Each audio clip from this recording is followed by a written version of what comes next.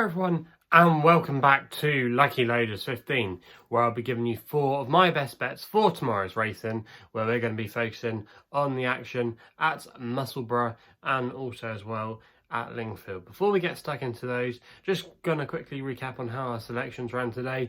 And we came back today with some profits. We had a winning nap, Staghorn. It was a nice winner for Holly Doyle and Archie Watson, and he was able to confirm that he still retained his ability. He ran a promising race last time out at Sandown when he finished in 4th place. The form of that race works out really well, and obviously he's given that another boost today.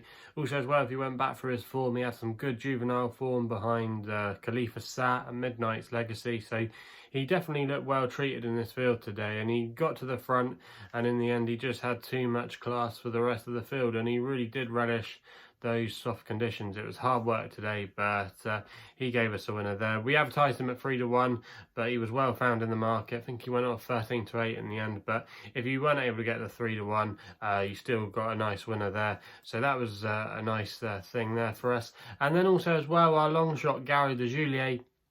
Now we did put him up at 11-1. Yesterday evening. He was well backed. He went off, I think he was favourite in the end, around about 10-3. There was a couple of non-runners, so you might have got a rule for if you got on the bigger prices. I know he was 8-1 when I went to bed last night, around about 9 or 10 o'clock. So yeah, he definitely still was a backable each way price. Even last night. So yeah, he definitely was well gambled on, and he travelled lovely for most of the way, you know, and I thought he was going to win at one point and come and get past the JP McManus and Neil Mulholland horse, but in the end he just couldn't get past Shikari Vallis, I think that was the name of the horse that won. He just couldn't get past him. You had to be very prominent today at Bangor. A lot of horses that were there up there, the pace, they were hanging on, and it was quite hard for the majority of horses. There was 1 or 2 horses that did come from well back. The Locks Corner, the other JP horse trained by John Joe Neal, he came from off the pace, but other than that there weren't too many of them today. So that was that there. And the only disappointment of the day was Golden Hind. I wouldn't give up on her. Maybe she just found the conditions a little bit too testing, but she ran well for a long way and then just got tired. But it was a real slog for a lot of those horses today at Catterick. But all in all, it was a good day for us. We had a 3-1 winning nap and an 11-1 each way long shot, but there was a little rule for deduction in that. So it was a profitable day today, and fingers crossed we can continue our good form that we've displayed in August into tomorrow. Now we're going to be having 4 tips tomorrow. We actually don't get going until the 4:05 at Musselburgh, and this is going to be my long shot. This isn't going to be the biggest long shot I'm ever going to tip up, but it's the biggest price I'm tipping up tomorrow, and that's Smart Lass for Andrew Mullen and Ian Jardine. You can currently back this horse at 7-1. I'm going to recommend an each way bet here. Now this horse, if you actually look back through her form, she's actually got some good course form. She was a dual course winner last year at Musselburgh, and she was best seen with a little bit of juice in the ground. She won on soft ground and also as well good to soft ground in those course victories last year, and she returned to Thirsk on her seasonal reappearance, where she finished in 3rd place, and she ran well for a long way that day. She probably needed the run. She then went to air last time out when she finished in 7th place, but she was only beaten just over 3 lengths, and the ground was on the quick side that day. It was good to firm, and I don't think that really suited her. If you go back through her form, like I said, you'll see that the majority of her career best efforts have come with some juice in the ground. There's been plenty of rain there at Musselburgh today. I believe it's going to continue to rain overnight, so it should be on the soft side. The worst case scenario should be at least good to soft ground, and I think that's really going to suit this horse. She drops in grade, and I just think she's got a good chance tomorrow. And Ian Jardine's horses have been running well as well. He's had a couple of winners in the last few days. So for me, Smart Lass tomorrow, I think returning to Musselburgh is a good move, and I'd be disappointed if that horse couldn't go close. And that's actually going to be our only tip tomorrow at Musselburgh. We then go to the 4:30 at Lingfield, where I'm going to go with my next best here, Ocean Wind for Jack Mitchell and Roger Chill. You can currently back this horse at 11-4. Going to recommend a win-only bet.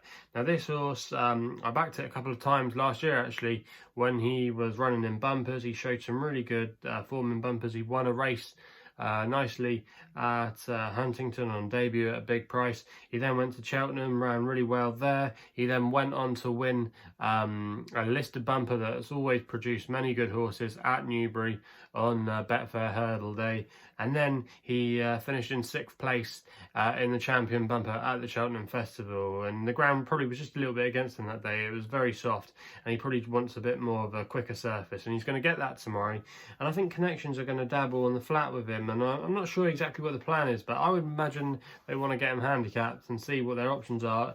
If he was able to maybe get 85 plus, he might be good enough to maybe sneak in the Cesarevich off a bottom or a low weight.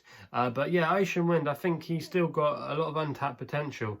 And the favourite for this race currently at the moment is John Locke. Now, I remember looking at John Locke last time and thinking, God, how on earth did he lose that? He was a smooth traveller. I think he was like about 5 or 6 lengths clear at one point, but then Faisal, I think it was, for Holly Doyle and John Gosden, it was on her first ride for Imad Al-Sagar. When she got him into the home straight, he just picked off John Locke with ease. Now, John Locke is stepping up in trip tomorrow, but I think he's there to be got at. And Ocean Wind is a horse that will like to have a strong pace to aim at. I could see him get in a good position, hopefully in the midfield, and then hopefully he'll be able to use his turn of foot. And I think going back to a quicker surface and on the turf will really bring out a lot more improvement in him. He is going to have to give away the 4-year-old weight in this race because most of them are 3-year-olds, so he will have to give some weight away. But I think he's still a class act. And John Locke, he's rated 82. I think if he's anywhere near that kind of ability, Ocean Wind, which I think he is, I think he's a dangerous player tomorrow. And 11-4, I really fancy his chances to go close. We then go to the 7 o'clock at Lingfield with a horse called Uncle Dick. Now, this is going to be my nap tomorrow for E. Johnson Horton and Charlie Bishop. You can currently back it at 9-2 at the time of recording. Going to recommend a win-only bet. Now, this horse has caught my eye a couple of times already this season, most notably when he finished 4th at Windsor in a nursery. When he stayed on really strongly, he blew the start, but I would urge anyone to go back and watch the race replay. He was pretty much towards the rear of the field within the last furlong and a half, and then he flew home, suggesting that going up in trip will really suit. That was over 6 furlongs, and he's stepping up in trip tomorrow to 7 furlongs, which will definitely suit, by Tornado, who got a mile well, so he's probably going to be looking at those kind of distances later on in his career. Now, E. Johnson Horton as well, she's done really well with her 2-year-old so far in 2020. She's operating at a 24% strike rate. She's had 9 2-year-old winners. She had a 2-year-old winner as well this evening at Yarmouth in a nursery. And I should have also mentioned that form at Windsor has worked out really well, because the first place horse, he's now rated 85, and he went on to win again. I think it was at Kempton he went on to win again for Marco Botti. The third has won again since as well, and off a mark of 65, starting off in nurseries. I'll be disappointed if this horse isn't better than that mark. So for me, Uncle Dick tomorrow, I think he's got a lot of things in his favour, and he's going to be my nap tomorrow. We then end with my extra tip, which runs in the 7:30 at Lingfield with a horse called Tawaafoq for Finley Marsh, claiming 3, riding for Adrian Wintle. Now, Adrian Wintle's team have been in really good form, and teaming up with Finley Marsh this season, they've both done really well together. They're operating at a 25% strike rate with all their rides. In 2020, I think they've had 6 winners from 24 rides, something like that. And Finley Marsh, actually, coincidentally, has actually won his last 4 rides. So he's going to be going to Lingfield tomorrow looking for his 5th consecutive win. He will have a couple of rides earlier than this, but this Tawaafoq, he rode him last time out to victory at Chepstow, where he was very effective against the stand side rail, and he's going to be drawn on that part of the track tomorrow at Lingfield. It's actually kind of a bit of a similar track. It's a little bit bumpy, a little bit undulating at Lingfield in the straight track. It's not exactly flat, and I think that will suit him tomorrow. You often see, especially over the sprint trips at Lingfield on the flat turf course, that you always want to kind of be able to get that rail, and I think if you can get a good position from stall 10 tomorrow, you can currently back him at 6-1. I'm going to recommend an each way selection here, but I think he should be a lot more of a shorter price, and with all the connections and good form, good draw, nice win last time out, I think he's a major player in this race tomorrow, and he shouldn't be underestimated. So for me, Tawaafoq, he's going to be an each way selection as my extra tip. You can currently back him at 6-1, and fingers crossed he can get the job done. So if you haven't done so already, please make sure you hit the subscribe button for more videos here on my YouTube channel. channel. You can also follow me on Twitter as well, where my handle is at LuckyLoader15. And if you want to check out my website for more information about myself, read my blogs, etc., go to www.chrisloaderracing.co.uk and you'll find a little bit more information about myself. So please gamble responsibly. Hopefully we can have some winners tomorrow, and we'll be seeing you soon.